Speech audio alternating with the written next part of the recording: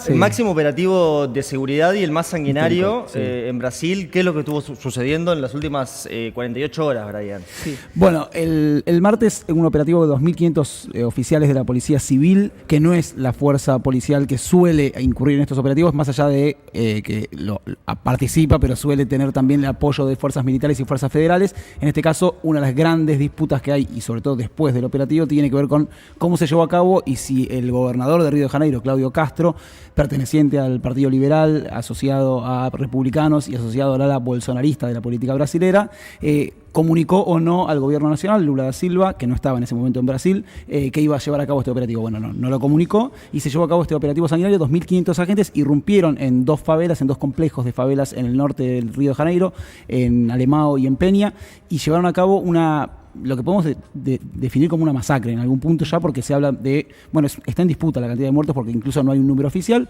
Se habla de 132 muertos, por un lado porque la Defensoría Pública dijo hubo 132 muertos a partir de la recuperación de cadáveres por parte de la población civil y de los familiares que fueron hasta los bosques aledaños a las favelas para recuperar esos cadáveres la noche posterior a este ingreso de las fuerzas policiales. El gobierno admitió 121 muertes ayer y dijo igual hasta que no estén los números finales, porque la Defensoría Pública y el Instituto Militar Forense haya hecho todas las pesquisas, no podemos decir cuántos muertos hay. 4 de esos son policías, con lo cual ese número está en disputa. La incursión dentro de las favelas tiene que ver con la supuesta, digo supuesta porque si bien se sabe obviamente que opera dentro de esos complejos de habitacionales y favelas el Comando Vermelho, y ahora con Marcos vamos a charlar y ver también específicamente de cómo se conformó, qué disputa territorial tiene y demás. Hay una cuestión que tiene que ver con que por más que operen dentro de ese lugar, por supuesto también existe un montón de población civil, familiares, etcétera, que vive dentro de estos complejos, con lo cual la idea de que ingresaron para descabezar a este comando y nada más llama la atención, porque en general además es un comando que está descentralizado, que no opera solamente dentro de estos lugares. Dale, te dejo. No, voy a terminar, voy a hacer unas recapitulaciones ordenadoras dale. Para capaz que alguien que no está dominando tanto. Lo que pasa es que, bueno, Río de Janeiro, la ciudad enorme que todos conocen, tiene favelas enormes de más de 1 millón de personas, en las que son un poco zonas liberadas, donde opera y controla casi todos los aspectos de la vida estos comandos, el Vermelho, el primer comando capital, otro, y hay la policía no entra normalmente, no es algo que el 60% del territorio de Río de Janeiro está controlado por comandos armados que no son parte estrictamente del Estado, claro. Por las milicias, por el Comando Vermelho y por otros comandos. Sí. Y bueno, y hay también unas cosas de jurisdicciones, o sea, esto que sucedió no lo envió Lula, de hecho hay pelea por eso. Y lo que ocurrió, que quiero que digas qué fue el puntapié para que pasara esto, porque en realidad esto es una realidad que viene ininterrumpida, y lo que nos despertamos hace unos días es con esto de que la policía entra y comete esta masacre en nombre de la seguridad, va a buscar gente, todo. Y en la que mueren, pues ya estamos a 131 muertos. La Defensoría Pública dice eso, 121 admite el gobierno. Y 4 policías. Entre los 121, 4 policías, sí. Y hay un dato importante, que hay más muertos que detenidos, ¿no? Lo cual ya como operativo de seguridad, o sea, ya habla más de una masacre que de un proceso de detención o de desarticulación de una fuerza basado en los pilares básicos de la ley, ¿no? Y además no es ups, se nos escapó, sino que el gobernador está diciendo que esto fue un éxito, salvo por las vidas de los policías, que eso, bueno, lo lamenta. Todo lo demás fue un éxito rotundo. Entonces, bueno, volviendo para atrás, ¿qué es lo que agrego 2 cosas. En estos complejos habitacionales viven aproximadamente 280.000 personas en esta parte, en esta zona donde ingresaron.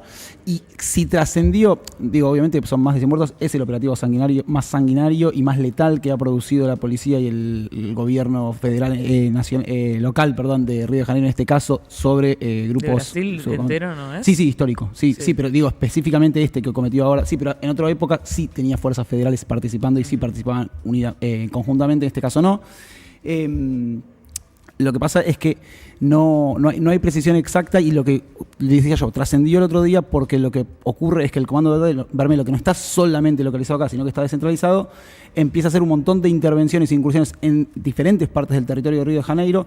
Digo, algunos muy famosos seguramente para cualquiera que haya visitado alguno de Río de Janeiro, como el Cristo Redentor, por poner un punto donde hubo algún tipo de conflicto o algún tipo de barricada, y elaboró barricada con el secuestro de más de 70 vehículos públicos, buses. Se canceló todo el servicio de transporte público en Río de Janeiro, y durante ese día el caos alcanzó a que toda la población de Río de Janeiro estuvo detenida o alarmada, o preguntándose, bueno, ¿cómo vuelvo a mi casa? ¿Qué hago? ¿Qué está pasando? ¿Si me van a tirar la policía o no en diferentes lugares? Entonces, todo este caos generalizado se enmarcó además del operativo que estaba ocurriendo dentro de estos complejos, y mostró el alcance territorial también que tienen este tipo de organizaciones. El puntapié inicial fue la búsqueda supuestamente de los dos principales cabecillas del Comando Vermelho. A uno finalmente lo detuvieron en ese operativo, a otro no, y hay un pedido de rescate y una propuesta de otorgarle 100.000 reales a quien logre dar con DOCA, que es así como se llama el máximo dirigente de esta agrupación, de este comando. Y después, ahora me gustaría que contemos un poco más sobre esta organización, y después, si querés, hablamos específicamente del marco en general en el que se da esto, más allá de la excusa particular para hacer esto. Porque tiene que ver con narrativas de narcoterrorismo en toda la región, porque tiene que ver con marco eleccionario en Brasil el año que viene, y tiene que ver con otro tipo de cuestiones. Sí. A ver, en Brasil hay dos facciones narco bien consolidadas. Una es el Comando Vermelho y otra es el Primer Comando Capital. El Comando Vermelho surge en los años 70 en las cárceles, y el Primer Comando Capital en el año 91, 92, en las cárceles de San Pablo. El Comando Vermelho en los 70 en Río de Janeiro justamente, y de hecho el Comando Vermelho nace en una mezcolanza en las cárceles de Río de Janeiro entre los presos políticos y presos comunes, ¿no? De hecho, entonces, en su origen... ¿Por eso Vermelho rojo comunista? Hay ¿En serio? No, pero de hecho hay un intento de intentar vincular al Comando Vermelho con el PT. De hecho, parte de la campaña de fake news de Bolsonaro fue decir que el Comando Vermelho llamaba a votar al PT. No hay vinculación real o comprobada entre una cosa y otra, pero sí lo que existió fue una raíz común en su origen, porque las prácticas originarias de organización política vertical, por ejemplo, eran bastante similares a la guerrilla, con como originalmente en el año 70, estamos hablando, surge el Comando Vermelho, que tenía que ver más con, como también surgió el PCC, con la defensa de los derechos civiles de los carcelarios, que luego se transforman en organizaciones que basan todo su trabajo en el tráfico ilegal de estupefacientes, en tráfico de armas, trata de personas. O sea, luego terminan siendo organizaciones delictivas de gran escala y que nada tiene que ver con la defensa de los derechos civiles de los presos, por supuesto. Pero es interesante hablar de cómo se originan, ¿no? A la par también, el Primer Comando Capital se origina a partir de un gran motín en el año 91 en las cárceles de Río de Janeiro. El Primer Comando Capital hoy es la organización narcocriminal más grande del continente. Del Cono Sur, ¿no? Porque del continente tenemos a los mexicanos, por supuesto, al cártel de Sinaloa, pero es interesante ver cómo desde las cárceles, y también cómo en realidad enviando a las cárceles a esta gente también es como los mandás medio que a su casa, porque es desde donde operan. Y también sumo un pequeño dato que ya lo veníamos conversando muchas veces en Campaña del Miedo, que es: en las cárceles de Uruguay es en donde tenemos células o algunos operadores del Primer Comando Capital, ¿no? Pero vuelvo de nuevo al tema, que es que, bueno, Primer Comando Capital en San Pablo y Comando Vermelho en Río de Janeiro, lo que se disputan son básicamente las rutas de la cocaína hacia Estados Unidos y hacia Europa, ¿no? El Comando Vermelho desde Río lo que hace es traficar hacia el norte por la ruta del Atlántico Norte. Ahí tenés todo lo que es Colombia, Surinam, con traficantes principalmente colombianos, y envían droga, por ejemplo, con el clan del Golfo colombiano, hacia Estados Unidos principalmente y hacia Europa. Y después tenés al primer Comando Capital, que envía drogas a través de la hidrovía del Paraná, que justamente es en donde formamos parte nosotros y por eso es que estamos vinculados, ¿no? Donde pasa Paraguay, Argentina, un detalle, Uruguay. Bueno, se acaba de ir la imagen, pero estábamos viendo recién eso, que parece una zona de guerra, o sea, se llegaron a tirar bombas, o sea... No, sí, drones, absolutamente. Que justamente todo este esquema, y además... son organizaciones que no solo, tanto el primer Comando Capital en San Pablo como el Comando Vermelho. El Comando Vermelho tiene más arraigo territorial y el primer Comando Capital tiene un esquema más empresarial y de transporte, pero justamente el Comando Vermelho, por ejemplo, se disputa con orgas narco no solamente el tráfico de estupefacientes, sino la explotación de minería ilegal, por ejemplo, en el Amazonas. O sea, son organizaciones que tienen ese nivel de desarrollo, alcance, de desarrollo económico, de dinero. O sea, están diversificados. Claro, sí, y están muy zarpados. Están diversificados y también y son organizaciones económicas a las que obviamente no les imponer ningún tipo de regulación, sanción, impuesto, etcétera, y eso que pasa, crecen y son, por supuesto, e incurren en prácticas salvajes. A todo esto, en los 90 lo que surgen son las milicias, que esto es un dato bien interesante porque las milicias son grupos paramilitares de ex policías, ex militares, de gente que sabía usar armas, aparte está hiper desregulado el uso y el porte de armas en Brasil, ¿no? Entonces esas milicias surgen como grupos de autodefensa, originalmente también, como todo en Brasil, para justamente garantizar la seguridad de los vecinos, y hoy en día son orgas que, por ejemplo, en San Pablo, por ejemplo, las milicias en Río hoy en día controlan el 25% del territorio, mientras que el Comando Vermelho controla el 15% del territorio. Para las milicias, entonces, son antichorros. Originalmente son antichorros, pero hoy en día son los encargados del tráfico de armas, hacen homicidios, se encargan un poco del narcomenudeo. Pero no, se les unieron. Pero también les compiten territorio. Son como unos delincuentes un poco más soft, pero que también se encargan de la distribución del gas, del cable. O sea, hay que pensar a Río como que vos tenés 40% control estatal, 60% grupos organizados criminales, ¿no? ¿Qué pasa? Las milicias son justamente, y eso sí hay vínculos comprobados, por ejemplo, quienes asesinan a Mariel Franco y quienes fueron parte de los apoyos que recibió Bolsonaro. Eso sí está comprobado, ¿tá?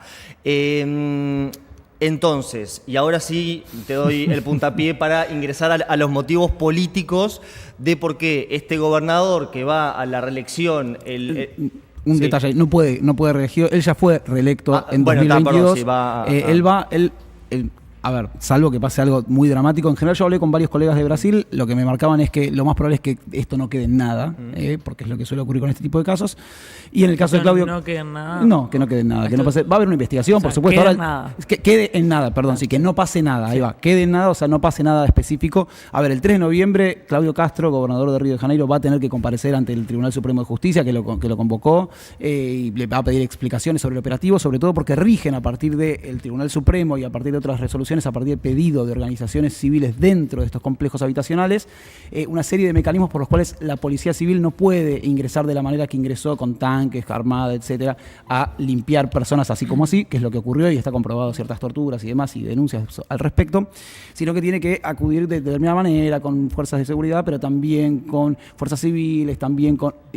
Claudio Castro dice, nosotros cumplimos y los oficiales fueron con cámaras como nos pide el operativo y todo. Sí, bueno, está bien. Pero cumplieron ese mandato del protocolo, no los otros. Bueno, mis colegas me dicen, no va a ocurrir mucho más que lo que ya está ocurriendo, va a haber algunas discusiones. Esto se enmarca en las elecciones que va a haber en octubre y noviembre de 2026, donde Lula hace pocos días, una semana nada más, confirmó que él va a ir por la reelección nuevamente. Después veremos si la salud le da o no. Él se muestra muy vital y se lo ve muy jovial, pero bueno, tiene 80 años también, entonces habrá que ver qué pasa. Iría por la reelección. Bolsonaro, proscrito y condenado a 27 años de prisión, hace 2 días apeló la sentencia. No puede pedir la absolución porque votaron 4-1 el Tribunal Supremo, con lo cual no le permite pedir la absolución. Sí puede pedir una reducción de la pena, pero digo, en el marco de Lula confirma su intención de ir por la reelección. Bolsonaro pide una reducción de la pena. Lula y Trump se reúnen en Malasia y llegan finalmente a un acuerdo donde Trump parece ceder un poco con esta performance hostil sobre Brasil.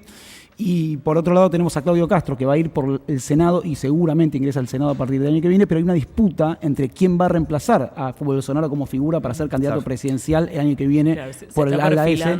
Como el siguiente matachorro. Bueno, en algún punto sí, pero también aparece Tarcisio de Fleitas, el gobernador de San Pablo, que también es del Partido Republicano, no del mismo partido exacto al cual pertenece Claudio Castro, pero sí dentro de la alianza republicanos que engloba todo el bolsonarismo, que es un aliado que salió a mostrar apoyo, dijo esto es una disputa por soberanía en todo el territorio de Brasil contra los grupos del narcotráfico y armados, pero igualmente hay una convocatoria por parte de Claudio Castro a todos los gobernadores aliados para hacer una reunión que tenían que hacer presencial en unos días, y Tarcisio Fleitas dijo, yo igual a esa reunión no voy a ir, quiero ver primero bien cómo fue el operativo, quiero ver bien qué pasó, con lo cual empieza a haber cierta grieta dentro del bolsonarismo para disputarse. Están haciendo el focus group a ver si de qué lado les conviene quedarse. Es raro igual el bolsonarismo haciendo focus group porque en general ellos no tienen mucho problema con ser vehementes.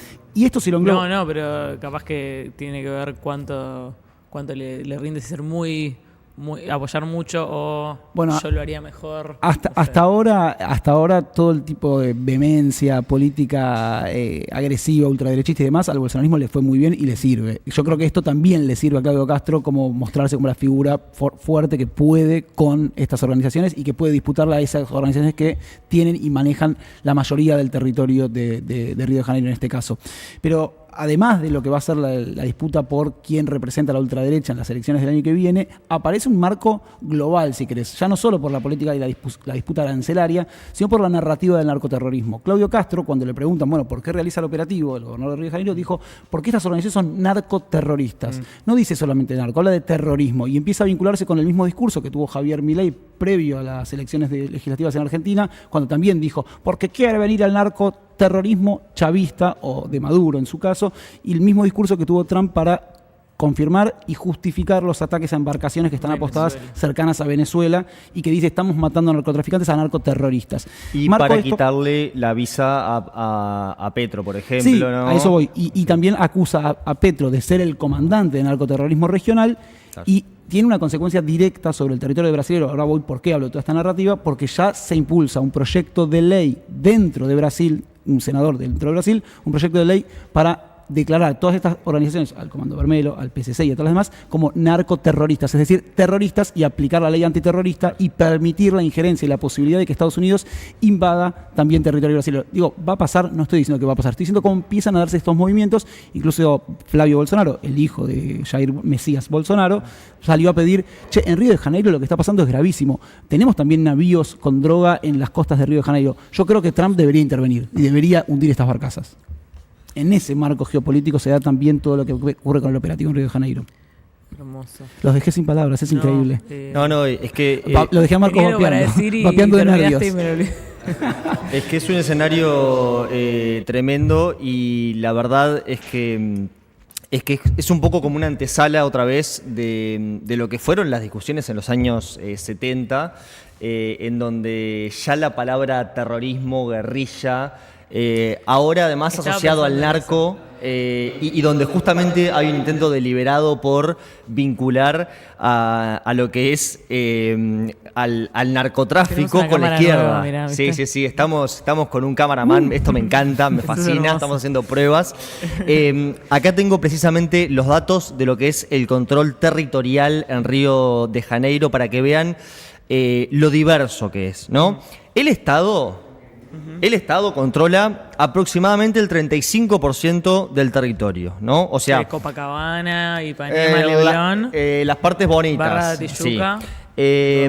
O sea, sin control armado directo hay un 35% en Río de Janeiro, ¿no? Después tenés a los amigos, 2 amigos, que tienen un 5% de control territorial. Que digamos tienen un hermoso nombre, ¿no? Sí, amigos de los amigos. Soy amigo de mis amigos. Sí. Después, el tercer comando puro, el TCP, que no es Cato en Natí, tienen entre un 8 y un 10% del control. Después, el comando vermelho tiene entre un 15 y un 20%. Y las milicias tienen entre un 25 y un 30%. O sea, estamos hablando de que lo que menos hay en el Río de Janeiro es control estatal, ¿no? Pero también lo interesante es decir que tampoco es el comando vermelho el que tiene más control estatal. Lo que más controla es la zona oeste. ¿O PSC? No, el PSC está en San Pablo. ¿Y cuál es el que más tiene? Las milicias bolsonaristas. Okay. Bueno, a ver, las milicias no son bolsonaristas. Las milicias son de ultraderecha que puntualmente en su momento estuvieron vinculadas a Bolsonaro, pero también hay que decir, Castro en este ataque también ataca a las milicias. Eso es importante. Aprovecha y le ató. No, lo que iba a decir, que cuando me dejó sin palabras, que estaba pensando que como la palabra narcoterrorista me hace acordar a Salle cuando empieza como a meter términos que se ve que... La cleptocorporatocracia. Es como el apellido de Brian. Sí, es muy difícil de pronunciar. Pero como que hay algo que le da como rimbombancia, como es una mezcla de poderes, todo, hay que ir contra eso. Y también el término, terrorista, que vos investís a alguien de terrorista, que eso también lo decían los ganadores, y ya es un vale todo. Como bueno, también eso es lo que decías también Trump con Venezuela, están tirando tipo, eran lanchitas con terroristas. Sí, pero bueno, estoy de acuerdo con que tiene que ver con esta idea de medio en globo y armo etiquetas, pero el caso concreto de declarar a los terroristas y demás tiene efectos prácticos y legales, claro, porque hay leyes que velan y trabajan contra el terrorismo. Entonces no estás hablando solamente de la cleptocorporatocracia, que no hay una ley que hable de eso. No. Claro, el mote terrorista tiene, además de una carga emocional, semiótica, semántica, lo que sea, tiene consecuencias jurídicas claro, y legales, pero muchas veces en realidad a quien se le atribuye o no es más una cosa de corazoncito. Bueno, te digo las dos causas por las cuales mis fuentes, me encanta decir mis fuentes en Brasil, mis colegas en Brasil, la gente con la que hablé, mis fonchis en Brasil, me han dicho que esto va a quedar un poco ahí medio disuelto y demás. La primera es que la policía que está encargada de investigar, hacer las pericias acerca del operativo es la misma policía que hizo el operativo. Bien, por eso la Policía Civil se va a encargar de auto-incriminarse o auto-exculparse de la situación. Es como la Gendarmería investigando lo de Santiago Maldonado. Sí, exacto. Son muy aptos para... Ya conocen el territorio. Sí. Bueno, y por otro lado, porque el ministro de Justicia de Lula da Silva, Ricardo Lewandowski, ya primero dijo, bueno, vamos a ver, esto está mal hecho, no pidieron ayuda a las fuerzas federales, no avisaron que iban a hacer esto, Lula está muy consternado, está azorado por lo que ha pasado, está muy triste, pero después ya se reunió, obviamente, con Claudio Castro y ya anunciaron, lo cual está bien, digamos, es el ministro de Justicia Nacional con un gobernador estadual y resolvieron un trabajo conjunto para trabajar contra el crimen organizado. O sea, hicieron una comisión, lo que se dice cuando no sabemos bien qué vamos a hacer, hacemos una comisión, nos juntamos y vamos a resolver. Muy uruguayo de su parte. Bien, tengo una última pregunta que es, ¿ustedes le encuentran alguna explicación a cómo Castro moviliza 2.500 hombres sin que ninguno de ellos le filtre la información al entorno de Lula? La respuesta, en mi caso no tengo respuesta. ¿Cómo Lula no se entera de esto? O sea, ¿cómo se planifica una acción de 2.500...? La información que... Es muy grande, Brasil. A ver, y Lula justo estaba en Malasia, pero digo... la información que trasciende es un mega operativo que se está preparando hace 60 días y que se está como... Justamente si esas 60 días, también uno dice, bueno, no se le filtró nada en 60 días, es rarísimo, y hace un año de investigación logística para ver hasta dónde estaban asentados y dónde estaban localizados todos los milicianos y también todos los participantes del Comando Vermelho. Pregunté también si todas las personas finalmente, las apresadas y las que fallecieron, que todavía no se sabe bien quiénes son, porque se reconoció solamente la mitad de los cuerpos por ahora, lo cual también es terrible, pertenecían o no a estos comandos, digo, no por una cuestión de justificatoria, sino para entender bien efectivamente si fue una disputa efectiva donde hicieron, sabemos bien a dónde vamos a ir a buscar, o tiraron a los tiros y mataron a todos.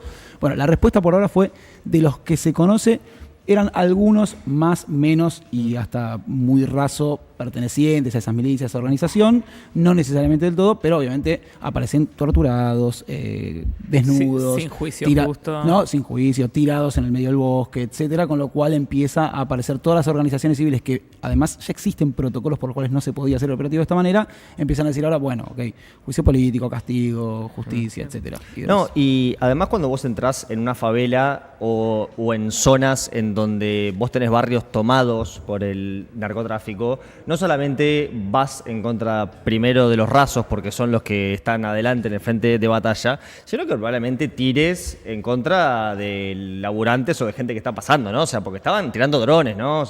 O sea, balas perdidas, o sea, en los tiroteos eso... Sí, los drones igual era de la organización, del Comando Vermelho, que también muestra el grado de logística y desarrollo que tienen estas organizaciones, porque... estaban preparados porque sabían que esto iba a pasar. Salieron con drones a tirar bombas a la policía, pero también en diferentes lugares de la ciudad para generar caos.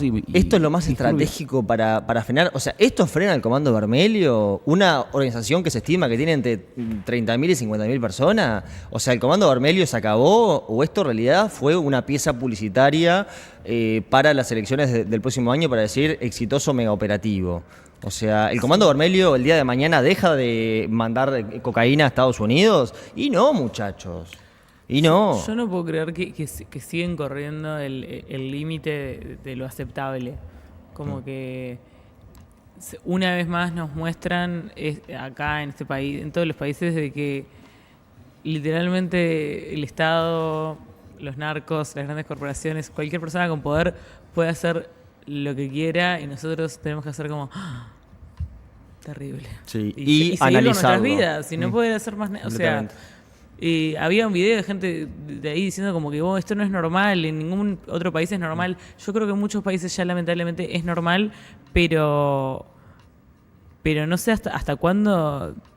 Nada, como que la realidad nos sigue mostrando de literalmente todo puede pasar, ya no hay nada que no valga y a quién le vas a llorar. Y esto, por supuesto, que dista absolutamente de intentar matizar o defender el rol de lo que son las organizaciones criminales, que justamente lo que le traen es desgracia a los trabajadores, a los estudiantes, a las familias que quieren vivir dignamente. Lo que justamente intenta es problematizar las soluciones que el paradigma nixoniano, prohibicionista y demás, bajo ese famoso esquema de la lucha radical contra las drogas, nos ha traído que es cada vez más muertos por sobredosis, cada vez más tráfico, cada vez más violencia, ¿no? O sea, esto dista absolutamente de el planteo de pobre gente del Comando Vermelho, absolutamente, pero ¿esto a alguien le parece una buena solución? O sea, ese es el mensaje que por lo menos yo quiero dejar y los leemos en los comentarios acá abajo en el chat.